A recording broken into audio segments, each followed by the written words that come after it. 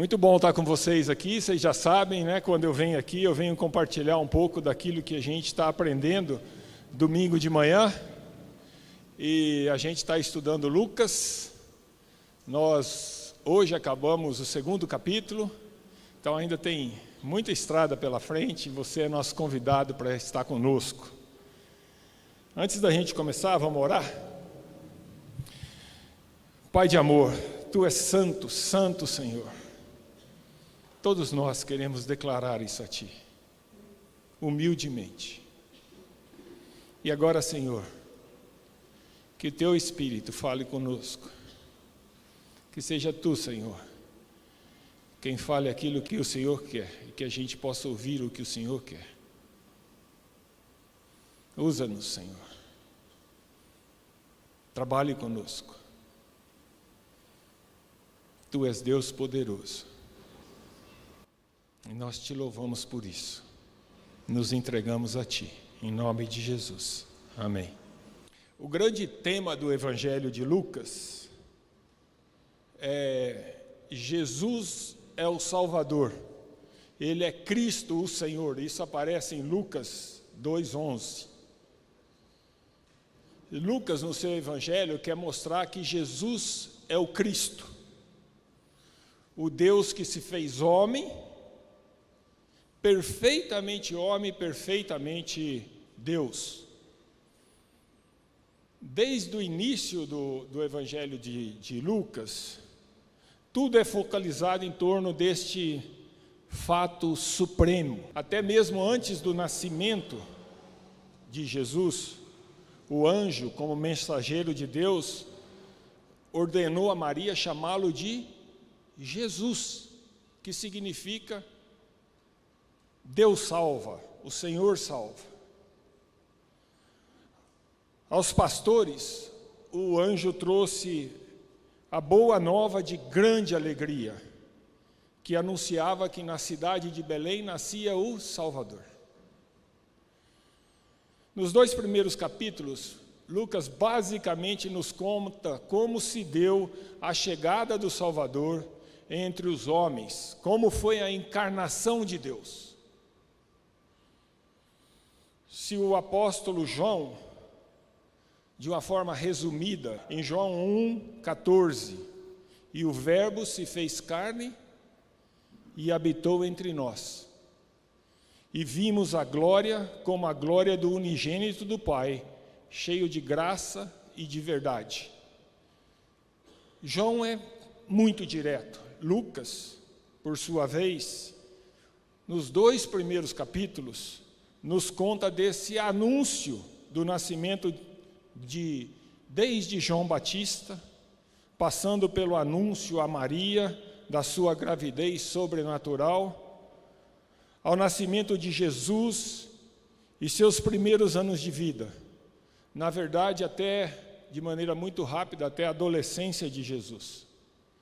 Nesses 2 capítulos, Lucas relata o aparecimento de anjos, os milagres do nascimento de João Batista e de Jesus, os cânticos de adoração de Zacarias, de Maria, de Simeão.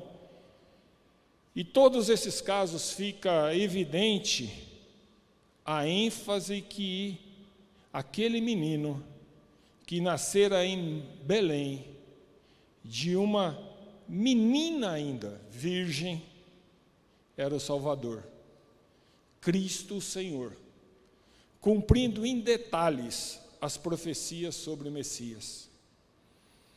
Depois da gente ter passado por esses 2 capítulos, eu acho que a gente aprende muito. Quem mais aprende é quem está liderando aqui. Às vezes eu, às vezes o Vinícius, às vezes outra pessoa que está com a gente. Acho que a gente aprende mais. E dos diversos aprendizados, eu destaquei 3. A hora que eu parei para pensar, eu falei, o que me falou assim? Não quer dizer que é mais importante ou menos importante, é o que destacou para mim. E eu vou compartilhar com vocês não quer dizer que é na ordem, mas citando os 3. A sabedoria de Deus e a sua soberania na execução do seu plano de salvação. Segundo ponto de aprendizado para mim foi a humildade como marca do caráter que Deus aprecia. E o terceiro ponto é a adoração e o louvor que agrada a Deus. Eu até tentei estruturar nossa conversa aqui hoje para cobrir os 3 pontos, mas eu não fui capaz não, a gente ia gastar muito tempo. A conversa ia ficar muito longa, então eu decidi focar em apenas um ponto. Mas eu vou falar rapidamente dos outros 2, assim, bem resumidamente. Se Deus der para a gente a oportunidade no outro momento, a gente volta a falar sobre eles. Então, os 2 primeiros que vão ser só um flash. Primeiro, a soberania de Deus na execução do seu plano de salvação, de forma bem resumida. Nesse início, nesses 2 primeiros capítulos, Lucas nos mostra com clareza a fidelidade de Deus em cumprir aquilo que Ele havia prometido desde há muito tempo. Segundo ponto que a gente vê é o controle de Deus em mover os acontecimentos mais diferentes, mais maravilhosos e usando pessoas também diferentes. Às vezes até que a gente fala, nossa, como é que ele vai fazer com essa pessoa? E o terceiro ponto é a certeza que para nosso Deus, o Dionísio falou isso no domingo passado, para o nosso Deus não há impossível. Esses 3 pontos mostram atributos de Deus. Ele é fiel, Ele governa todas as coisas e Ele tem o poder. Ele é soberano e poderoso. A gente viu a providência de Deus para nos resgatar. Ela estava planejada, prometida há muito tempo, desde Gênesis. Na verdade, desde a eternidade. E Deus faz isso quando a gente olha esses 2 primeiros capítulos de forma assim maravilhosa, perfeita, e eu diria assim, impensável. A gente não seria capaz de fazer ou pensar em ser feita daquele jeito, várias das coisas. O nascimento milagroso de João Batista, o nascimento virginal de Jesus, evidenciam esse poder. Ele é o Deus Criador. Ele falou e o mundo passou a existir. Ele ordenou e o Verbo se fez carne. Deus é o Deus Criador. Deus é o Deus de poder. Deus é o Deus da história. Ele é o Deus fiel. Ele entra na história, vira a mesa completamente, intervém, usa as mais diferentes pessoas e faz sua vontade soberana acontecer. Nos 2 capítulos a gente vê isso de montão. Eu não vou passar aqui, mas de montão. Então, meu irmão, minha irmã, eu aprendi e reparto com vocês um alerta, né? Lembre de uma coisa. Quer seja nos seus pedidos pessoais a Deus, nas suas orações, quer seja nas dúvidas que pode aparecer sobre a ação de Deus, no curso da sua vida, no curso da história, no curso do mundo, para onde as coisas estão indo, quer seja na necessidade de fortalecer você na esperança da vida eterna. O anjo Gabriel ensinou uma lição muito grande quando ele respondeu a Maria, e ele nos alertou que podemos descansar, pois nada é impossível para Deus. Isso está em Lucas 1:37. O segundo ponto, que eu também vou passar mais resumido, é a humildade como marca do caráter que Deus aprecia. Tem um comentarista, Darrell Block, ele é comentarista do Evangelho de Lucas pela NVI, ele diz algo que me marcou muito. a humildade, a simplicidade do cenário organizado para o nascimento de Jesus revela muito mais do que a natureza do plano de Deus. Ela revela também o caráter do coração de Deus. Deus ama aqueles que são humildes de espírito. Imagina como é que você prepararia o nascimento do Salvador, do Rei dos Reis, o Salvador do mundo. Caso Deus lhe chamasse e falasse: ei, você, organiza aí, como é que tem que ser o evento? Vamos imaginar como eu faria, como você faria, ou como a igreja faria, como a gente faria, no jeito que a gente faz as nossas coisas, como nós faríamos isso? E eu não me arrisco a dizer exatamente como seria, mas eu estou certo de que de modo algum a gente faria como Deus fez. Da forma tão simples, tão humilde como Deus fez.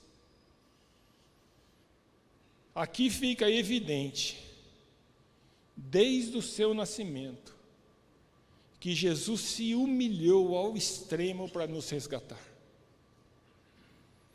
Olhar para este quadro do nascimento e da humildade presente ali, me fez ver com cores muito mais vivas as exortações ou a exortação que está em Filipenses 2, 5 a 8.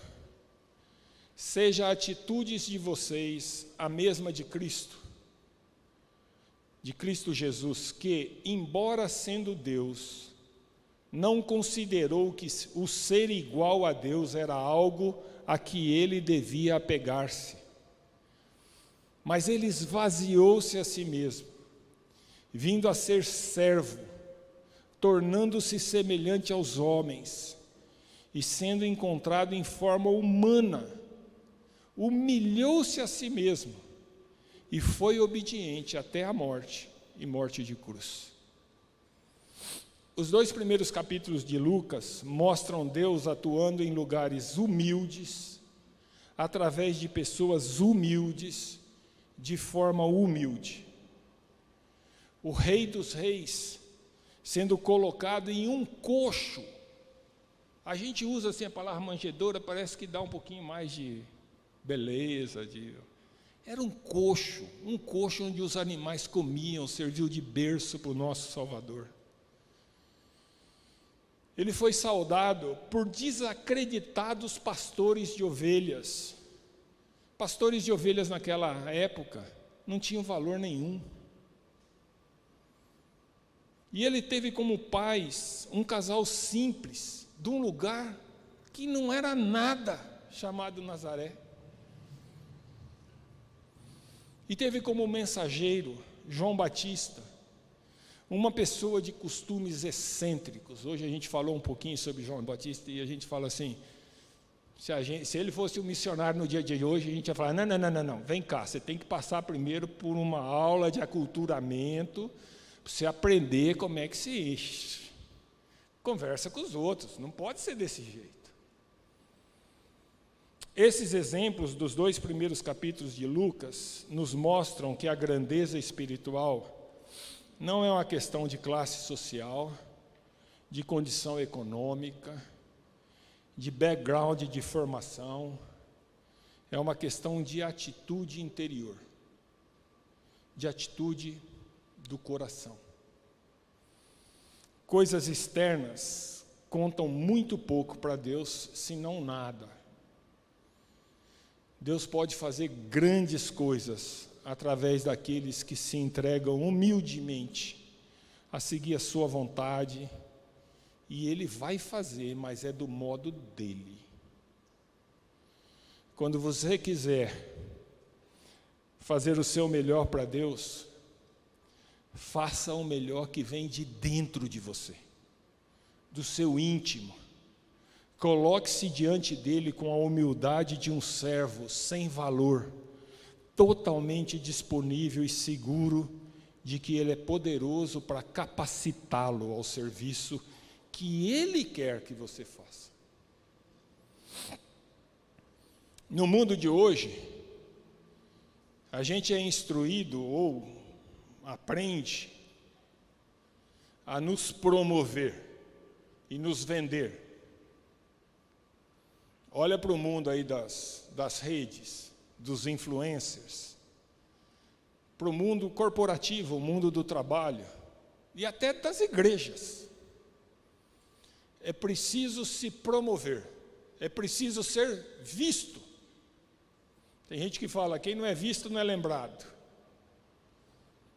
É incrível como Deus nos diz exatamente o contrário. Jesus nos ensinou que o maior no reino dos céus é quem serve, não é quem é servido. Eu vou fechar esse resumo que ficou longo com uma pergunta que deve ficar diante de nós. Como é que definimos a vida? A vida está em termos o poder e a habilidade para controlar as coisas? Ou a vida está em humildemente seguir a Deus, que Ele está no controle? A encarnação descrita por Lucas mostrou que os valores divinos pelos quais a pessoa mais poderosa, já nascida, chegou ao mundo, foi em total simplicidade e humildade.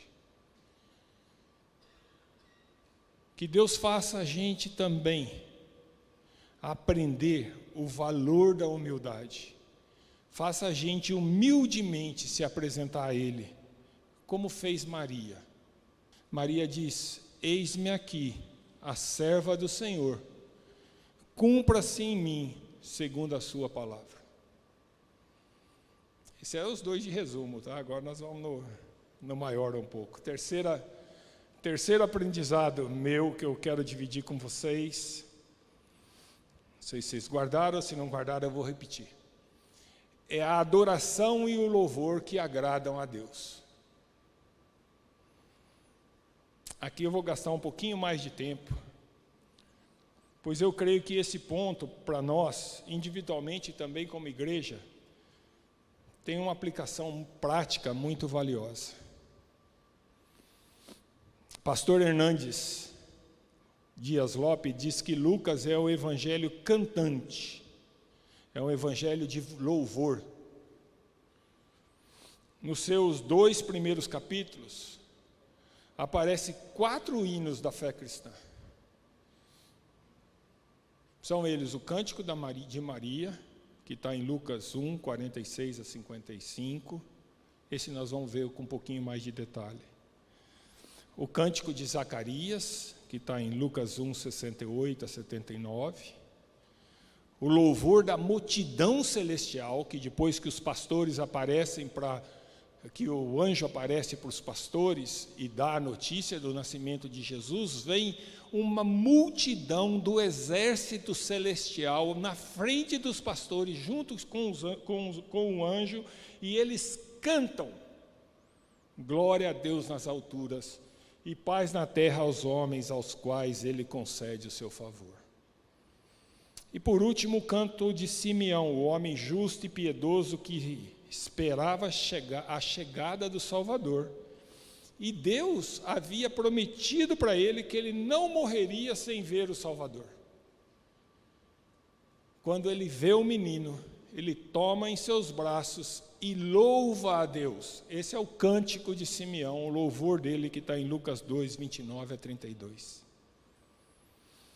Esses cânticos me trouxeram lições preciosas sobre o valor que agrada, o louvor que agrada a Deus. Sobre como deve ser a nossa adoração quando expressa na forma de louvor. Eu vou conduzir esse tópico, basicamente resumindo a mensagem que durante o estudo eu encontrei do pastor Fernando Leite, lá da Igreja Fonte de Campinas, e fragmentando ele em 4 partes. As partes vão ser rápidas, prometo. O meu objetivo com isso é provocar a reflexão de como tornar nosso louvor mais próximo daquilo que agrada a Deus. Hoje, durante o nosso louvor, o José, quando ele foi começar, ele falou assim: nós estamos juntos aqui para adorar a Deus. Esse era o objetivo, ou esse é o objetivo. Nós estamos aqui juntos para louvar a Deus. Mais à frente ele falou assim: nosso louvor é pelo que Ele já fez. Então, que o estudo de hoje ajude a gente, individualmente, a mim principalmente, a você e a todos nós como igreja, com reflexão de como a gente pode apresentar o nosso louvor que agrade a Deus. Então, os 4 tópicos que eu vou passar bem rápido. É a primeira pergunta, né? Qual o louvor que agrada a Deus? Depois vou falar que o louvor deve ter por base as Escrituras. E não deve ser aquilo que a gente acha. O terceiro ponto é: nossa atitude deve ser de adoração genuína e não ritualista. E o quarto ponto é: o foco do louvor deve estar em Deus e não em nós mesmos. O ponto 1, que é a pergunta, é mais uma pergunta para a gente abrir o assunto, né?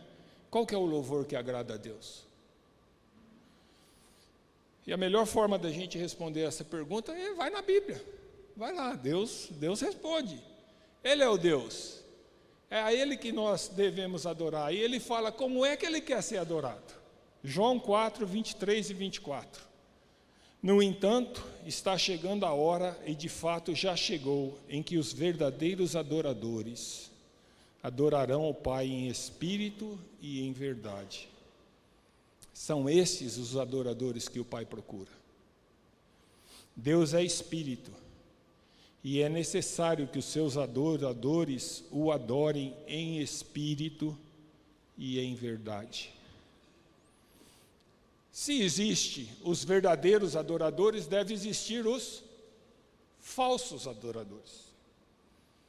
E lá em Mateus 15, verso 8 e 9, Jesus fala da marca dos falsos adoradores. Este povo me honra com os lábios, mas o seu coração está longe de mim. Em vão me adoram, seus pensamentos não passam de regras ensinadas por homens. Tanto no texto de João 4, quanto nesse de Mateus 15, Deus nos faz claro que Ele não quer adoração ritualística. Deus não busca aquilo que você acha que deve ser adoração. Deus não quer que você esteja louvando para que você sinta aquela emoção gostosa. Nem que você busque a melodia que agrada a você.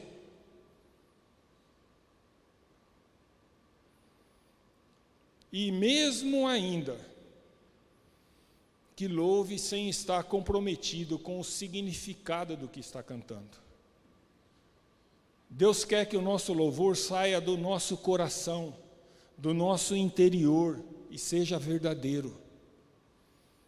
Então, esses cânticos do início de Lucas são exemplos magníficos, bíblicos, de como devemos louvar a Deus. Neles aprendemos pontos importantes para o nosso louvor, pontos que estão muito além do estilo ou da qualidade, em termos de melodia, que muitas vezes nós gostamos. Eu vou destacar então, já tinha adiantado para vocês, 3 pontos que complementam esse aprendizado. Primeiro, nosso louvor deve ter por base as Escrituras, e não o que a gente acha que deve falar, ou que gosta de falar. E eu vou usar, para a gente olhar isso, o Cântico de Maria. Domingo passado a gente falou de Maria, do valor dela para ser seguido. Agora dá a chance da gente aprofundar um pouquinho mais, falando do louvor de Maria. Lucas 1, 46 a 55. Disse então Maria: a minha alma engrandece ao Senhor, e o meu espírito se alegra em Deus, meu Salvador, porque atentou à baixeza da sua serva. Pois eis que desde agora todas as gerações me chamarão bem-aventurada, porque me fez grandes coisas o poderoso, e santo é o seu nome. E a sua misericórdia de geração em geração sobre os que temem. Com o seu braço agiu valorosamente, dissipou os soberbos no pensamento de seus corações, depois dos tronos os poderosos, e elevou os humildes. Encheu de bens os famintos, e despediu vazios os ricos. Auxiliou a Israel seu servo, recordando-se da sua misericórdia, como falou aos nossos pais, para com Abraão e sua posteridade para sempre. De onde vem o conteúdo desse louvor de Maria? Ela basicamente ecoa aquilo que estava escrito nas Escrituras. Eu botei aí alguns exemplos no telão, acho que o próximo slide mostra isso, para ficar mais fácil da gente acompanhar. Veja lá, alguns versos. Verso 46, então disse Maria: minha alma engrandece ao Senhor. Lá nas Escrituras, se a gente pegar em Salmo 34:3, aparece assim: engrandecei ao Senhor comigo e juntos exaltemos o seu nome. O verso 47 do Cântico de Maria diz: e o meu espírito se alegra em Deus, meu Salvador. É reflexo daquilo que está em Salmo 35:9. E a minha alma se alegra no Senhor, alegrar-se-á na sua salvação. O verso 49 diz: porque me fez grandes coisas o poderoso, e santo é o seu nome. E a mesma exaltação que está em Salmo 126:3, grandes coisas fez o Senhor por nós, pelas quais estamos alegres. E a segunda parte em Salmo 111:9, santo e tremendo é o seu nome.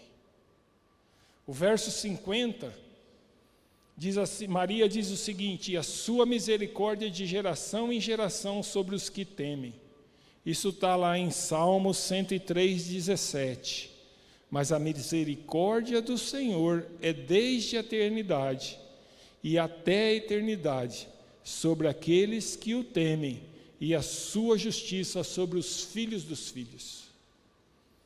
Se a gente olhar com um pouquinho mais de atenção, a gente fez isso durante o nosso estudo, o Cântico de Maria é quase que uma réplica do Cântico de Ana, a mãe de Samuel, depois que ela,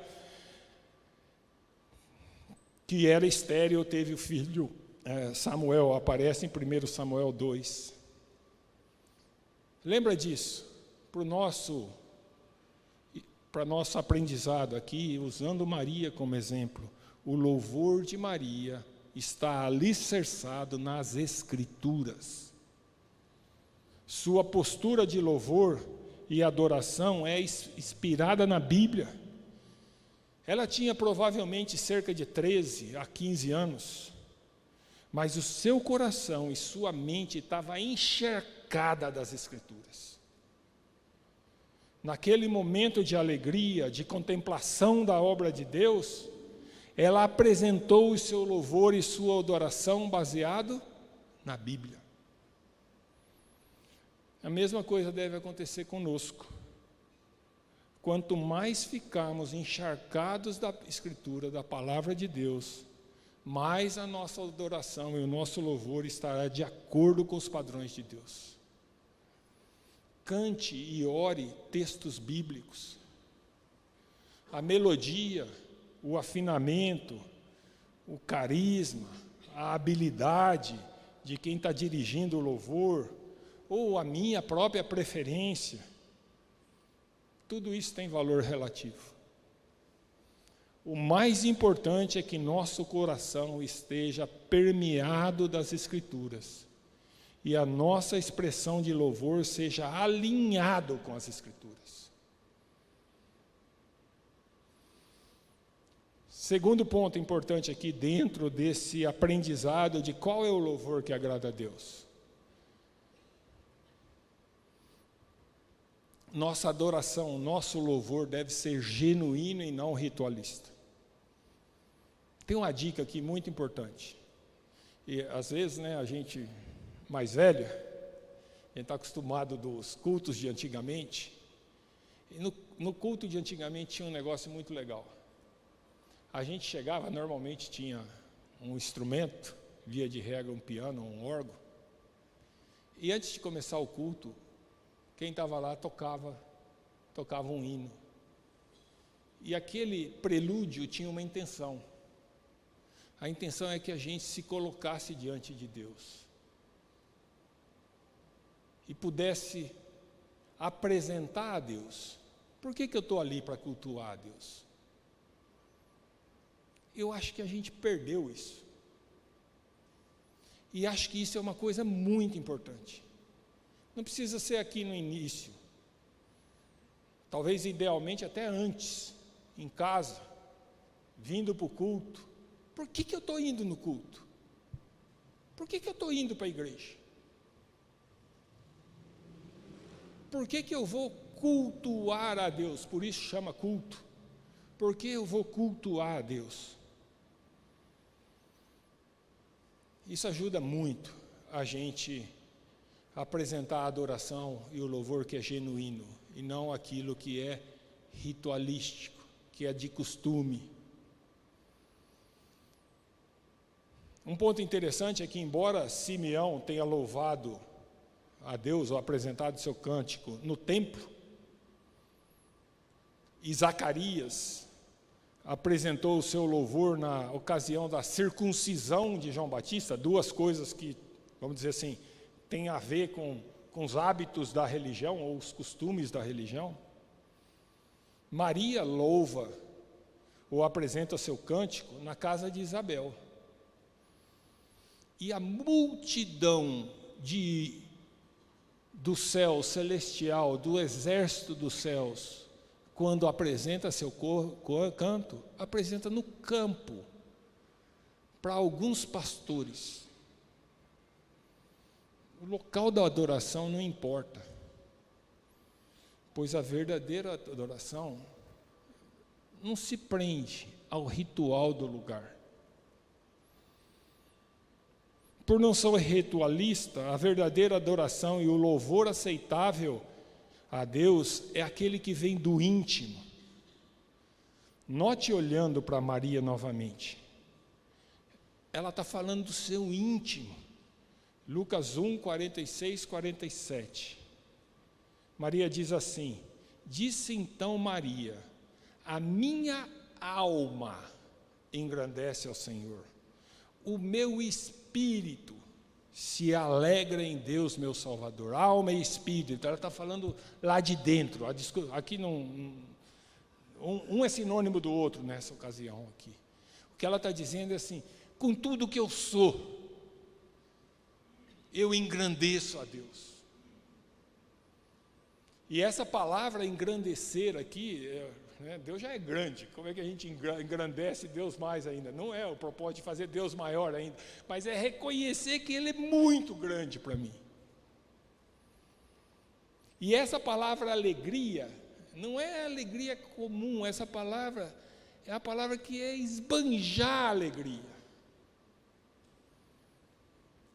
Antes de falar ou cantar, o importante é o que está acontecendo dentro do teu coração. O que Deus quer não é uma boca cantando, uma mão tocando com esmero os instrumentos, com perfeição técnica. Isso é bom, mas não é esse o ponto. O que Deus quer é o seu coração. Deus sabe onde está o seu coração quando você está louvando, quando você está aqui, quando você está dirigindo o louvor ou participando dele. Nós, os outros, ninguém mais sabe. Mas Deus sabe. Ele conhece bem o que está no seu interior.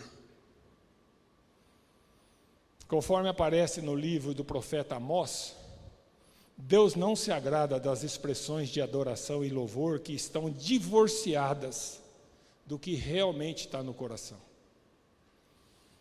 Então, a verdadeira adoração não é ritualista.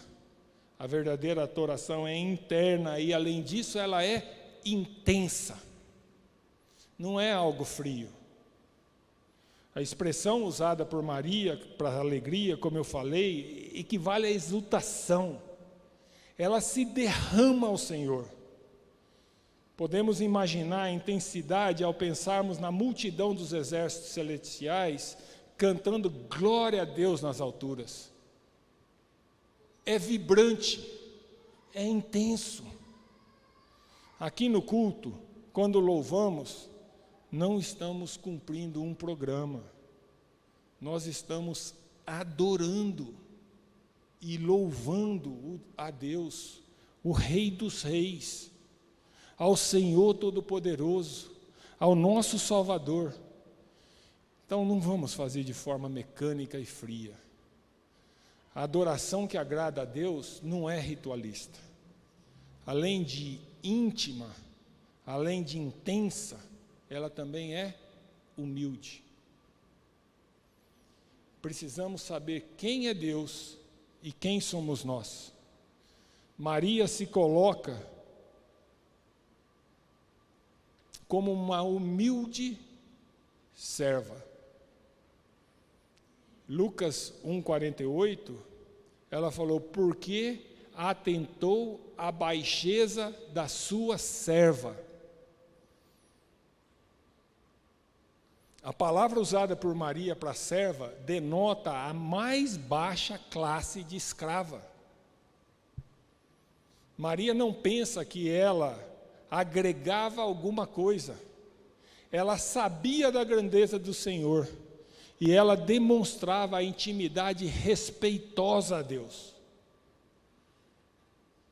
Simeão, igualmente, expressa sua satisfação colocando-se como servo humilde na dependência da soberania de Deus.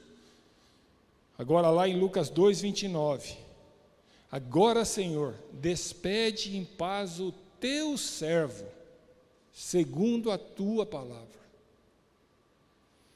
O nosso louvor, então, além de não dever ser ritualista, ele precisa vir do coração, ser interno, ele precisa ser intenso e ele precisa ser humilde, reconhecendo quem Deus é e quem nós somos. Terceiro ponto da aprendizagem sobre a adoração e o louvor é que a verdadeira adoração, o verdadeiro louvor tem seu foco estabelecido em Deus e não em nós mesmos. Muito cuidado com isso, especialmente no dia de hoje, atualmente. Muito cuidado, presta atenção no que a gente canta. Como igreja, vamos prestar atenção no que a gente põe como louvor para a igreja cantar. Nosso louvor e adoração tem que estar focado em Deus. É gostoso cantar santo, santo, santo para sempre, exaltando o nosso Deus. Nesses cânticos do início de Lucas, não vemos os adoradores trazendo em primeiro lugar o que eles sentem, o que eles vão fazer, o que eles querem. Não é isso. O foco está na presença de Deus, em quem Deus é, e no que Ele fez, no que Ele vai fazer. Deixa eu falar algo que pode parecer meio radical, mas é verdadeiro. Enquanto a gente participar do louvor ou da adoração, com a prioridade naquilo que as pessoas estão sentindo, ou no que eu estou sentindo, significa que a gente ainda não entendeu o que é a adoração ou o que é o louvor que agrada a Deus. O enfoque deve ser Deus. Nós viemos aqui para cultuar Deus, para adorar Deus. O louvor é o momento para apresentarmos nossa adoração a Deus. O enfoque é o Senhor que nos salvou. É claro que a gente vai encontrar na Bíblia, primeiro ponto lá foi adore e louve baseado na Bíblia. É claro que a gente vai encontrar na Bíblia textos que expressam o sentimento do servo, o desejo do servo, a condição do servo. Mas na maioria das vezes, isso é muito mais oração do que a adoração a Deus. O foco da nossa adoração deve ser o Senhor nosso Salvador. Estamos aqui para adorar, cultuar ao Senhor. Portanto, vou repetir mais uma vez, nosso enfoque deve estar nele e não em nós. Adoração é olhar para o Senhor e engrandecê-lo pelo que Ele é, e o que Ele tem feito, e o que Ele fez. Como eu me sinto, é secundário na adoração. A prioridade é exaltar ao Senhor, pelo Deus que Ele é, pelo caráter que Ele tem, pelas obras que Ele fez e faz. Quem está aqui na frente, dirigindo o nosso louvor, por isso estou usando a palavra dirigindo, porque eles têm uma responsabilidade enorme. A responsabilidade é fazer a igreja, o corpo de Deus, nós todos, louvarmos e adorarmos a Deus. Eles não estão aqui para fazer uma apresentação para nós. Também não é para que louvem a Deus sozinhos, só eles. Eles estão aqui para nos dirigir na oferta de uma adoração verdadeira a Deus. E nós? E você? Não cante para agradar você mesmo. Ah, essa música eu gosto porque ela fala comigo. Não canta só o que você escolhe, não. Por esse aspecto. Nem para agradar os outros. Seu louvor é para o Senhor. Seu louvor deve vir só do seu coração. E ser focado em Deus. E ser fundamentado na palavra de Deus. Todos nós, como adoradores individuais ou como igreja, devemos louvar com expressão sincera, não ritualística, que venha do nosso interior, que seja focada no nosso Deus e no nosso Senhor Jesus Cristo. Para fechar, tem um último slide aí que vocês podem pôr para a gente, só para a gente lembrar, né? Falei tanta coisa. E eu gostaria que vocês saíssem daqui, pelo menos, se alguém falar, aquele tempo todo lá, o que ficou? Então, os grandes pontos, né? O que eu fiz aqui foi tentar dividir com vocês, e se a gente convidasse aqueles que têm participado conosco no estudo, com certeza iam adicionar outros aprendizados, mas dividir com vocês 3 aprendizados que, para mim, mereceram ser citados hoje, né? Primeiro é que nosso Deus é soberano na história. Ele é poderoso e fiel. Ele nos dá prova de que está cumprindo integralmente as suas promessas e o seu plano de salvação. É maravilhoso entender como é que Ele mexeu com reis, como é que Ele mexeu com pessoa pobre, como Ele mexeu com pessoa de muito poder, como Ele mexeu com gente que não tinha nada, como Ele ajustou as circunstâncias para que as coisas acontecessem exatamente como desde lá do início da Bíblia, desde Isaías 700 anos atrás, desde Malaquias 400 anos atrás, acontecesse exatamente o que estava previsto. Deus aprecia a humildade. Jesus se humilhou, Ele é o primeiro exemplo para nós, totalmente, para nos salvar e obedecer a Deus. Nós somos servos, e Deus valoriza que nos apresentemos a Ele e aos outros com espírito de humildade, prontos para servir. Por último, a gente falou que Deus merece ser adorado por nós pelo que Ele é e pelo que Ele faz, que a gente possa oferecer a Ele louvores que agrade a Deus, que esteja de acordo com aquilo que Ele diz ser louvor verdadeiro, louvores baseados na Bíblia, que venha do nosso íntimo e seja focado nele. Que Deus nos faça melhores servos e melhores adoradores. Amém? Vamos orar? Pai de amor, de infinita bondade, Senhor, quanta coisa a gente tem para aprender de Ti. Mexe conosco, Senhor. Mexe conosco para que a gente tenha sede, vontade de Te conhecer.